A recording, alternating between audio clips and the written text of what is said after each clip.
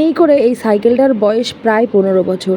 এটা আমার কাছে ভীষণ অমূল্য একটা জিনিস। আমার কাছে এটা এতটাই অমূল্য যে চুরি করে নিয়ে যাওয়ার পর সেই চোরের সামনে কান্নাকাটি, ঝগড়া, অশান্তি, রীতিমতো ভয় দেখিয়ে আবার এটাকে ফেরত পাওয়া। কি সাংঘাতিক চোরের ক্ষমতা ছিল! একদম ভর সন্ধেবেলায় আমাদের বাড়ি থেকে এই সাইকেলটা চুরি করে নিয়ে গেছিলো।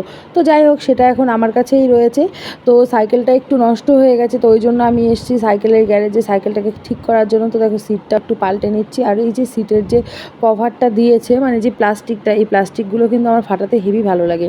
তো ওই জন্যই আমি এখানে বসে এটা একটু ফাটাচ্ছিলাম। আর এই দেখো, সাইকেলটা পুরোপুরিভাবে এখন ঠিক করা হয়ে গেছে। তো সবার শেষে যেটা করে ওই যে তেল লাগিয়ে দেওয়া, তো সেটা একটু দিল। আর জানো তো, চোরে যখন সাইকেলটা চুরি করে নিয়ে গেছিলো তখন কিন্তু সাইকেলের গায়ে অনেক ধুলো লেগেছিলো। আর চোর যখন ফেরত দিতে এসেছিলো, অনেক রাত্রেবেলায় এসেছিলো, মানে প্রায় ভোরের দিকে।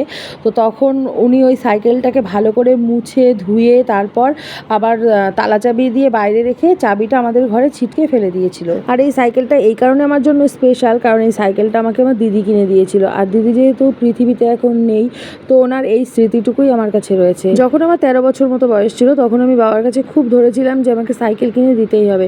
কিন্তু বাবার একটাই কথা ছিল, সাইকেল নিয়ে রাস্তা দিয়ে চলাচলতি করা যাবে না। তারপর দাদা আর দিদি, মানে আমার ঠাকুমা আর ঠাকুরদাদা, ওনাদেরকে ভীষণভাবে ধরেছিলাম আমাকে সাইকেল কিনে দিতেই হবে। তো তারপর দিদির একটা ছাগল ছিল, তো সেই ছাগলটাকে বিক্রি করে দিয়ে পিসেমশাইকে আর আমাকে দিয়ে সাইকেলের দোকানে সাইকেল কিনতে পাঠিয়েছিল। তাহলে তোমরাই বলো, এই সাইকেলটা আমার জন্য স্পেশাল কিনা?